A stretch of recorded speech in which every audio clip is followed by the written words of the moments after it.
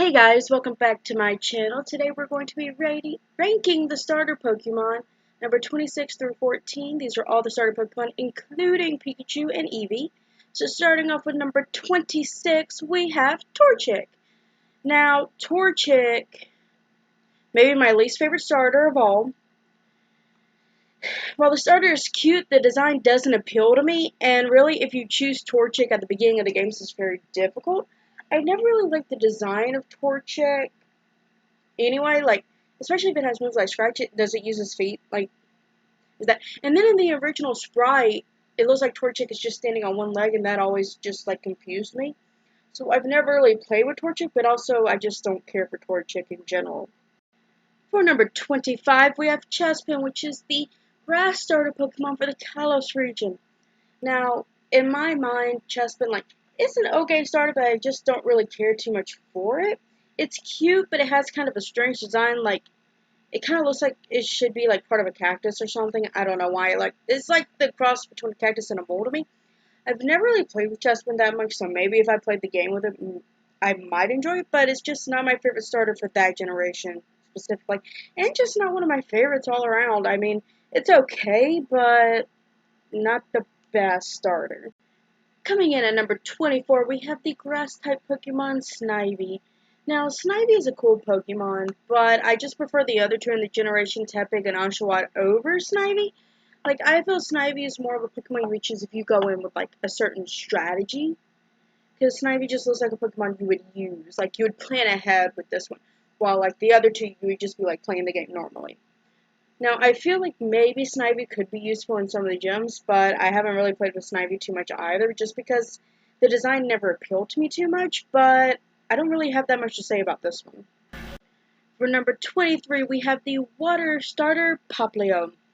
Now, I've never played with Popplio. Sometimes I can't even say their names, to be honest, if I haven't played with them. I've never really played with them in the games. Like, I don't really care too much for the design of this Pokemon. It never really appealed to me that much. Like, I know a lot of people's favorite Pokemon is Popplio. They love the final evolution and everything, but I could never really get on the Popplio train. It is still so hard for me to say it. In the number 22 spot, we have Scorebunny. Which, I mean, there's nothing wrong with Scorebunny. Scorebunny is actually really fun to play with. And, Pokemon Sword and Shield. It's kind of, it has many disadvantages when it comes to the second gym because it is a fire type at that point, and it is going against the water type. And then, in my opinion, it just ranks so low for me because the final evolution is a fire and fighting type, and we've just had so many of those in Pokemon that I'm just like, okay, can we have something new? But, I mean, Scorebunny is actually a pretty good Pokemon if you want to play with it. For number 21, we have the water starter from the Johto region, Totodile. Now, Totodile is a fast Pokemon. It's a quick Pokemon.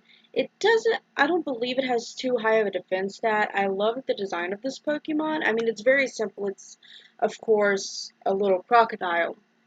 It just doesn't rank too highly compared to all the other starters that remain in my mind. Like, yes, Totodile is a very good Pokemon when you're playing the game, but it just doesn't really connect to me that much.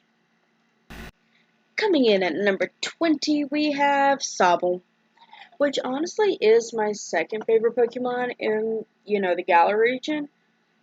And it's got an interesting design. It's just like, they always portray, like, the little one is crying, like, the first, like, Sabal is crying, and then, its final evolution looks like Randall from Monsters, Inc. Like, Sabal, there are some advantages to Sabal. It's very fast.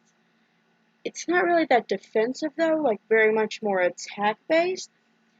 And, it's okay, but it's not, like, top, 13 on this list. Like, it's just down here. Coming in at 19 is Rowlet, which is a kind of cute Pokemon. I just never really played with it, so I don't really have too much to say about this one. Like, most of my opinions on this one and why it's so low is just probably because I never really used it in playing the game. But I mean, I've heard people say it's such a good Pokemon, but I've never seen it, so. In spot number 18, we have Tur Twig. Tur Twig's actually a really good Pokemon. It's very tanky. It's very useful in the first gym when you're playing Pokemon Diamond and Pearl. And I mean, it does have a dual type of. It's dual type in its final evolution, being both ground and grass. And I mean, it's a really cute Pokemon. I love the little turtle design, and the little sprout coming from his head is just adorable. It ranks so low because there are other starters which just rank higher, in my opinion. But Turtwig is a good Pokemon. In the number 17 spot, we have Bulbasaur, the original grass-type Pokemon from the first generation. Now, Bulbasaur proves to be very useful in the first two gens, being Rock and Water. And its final evolution is very tanky, but very slow. It's an interesting Pokemon. I just find that the other two Pokemon in the generation, Squirtle and Charmander, to be much better as starters than Squirtle.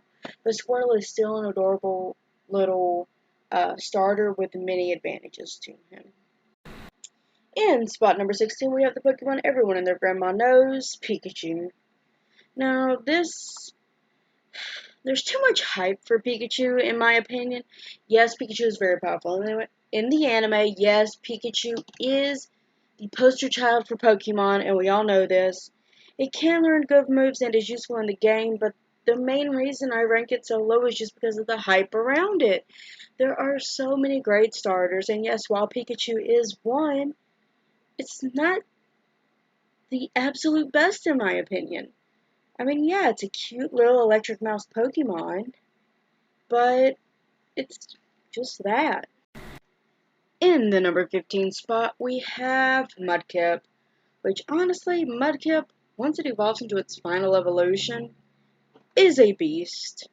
It is very powerful, very sturdy, and while Mudkip is a water type, which is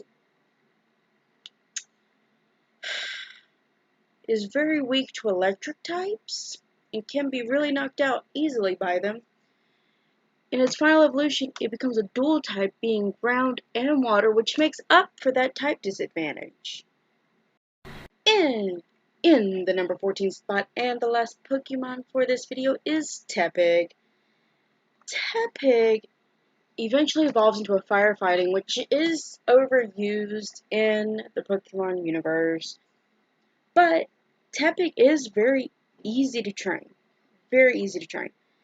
And that dual typing, if you're able to evolve Tepig before the second gym, can be very advantageous to you. And of course, Tepig is useful in the third gym as it is a bug gym. Tepig is a very cute Pokemon. I love the little pig design. I do disagree with the fact it becomes bipedal in its evolutions, but it's still a very useful Pokemon. Alright guys, I hope you liked this video. Don't forget to like and subscribe down below, and come back next week where I go through my top 13 starters. And also, down in the comments, what's your favorite starter? And do you agree with my choices?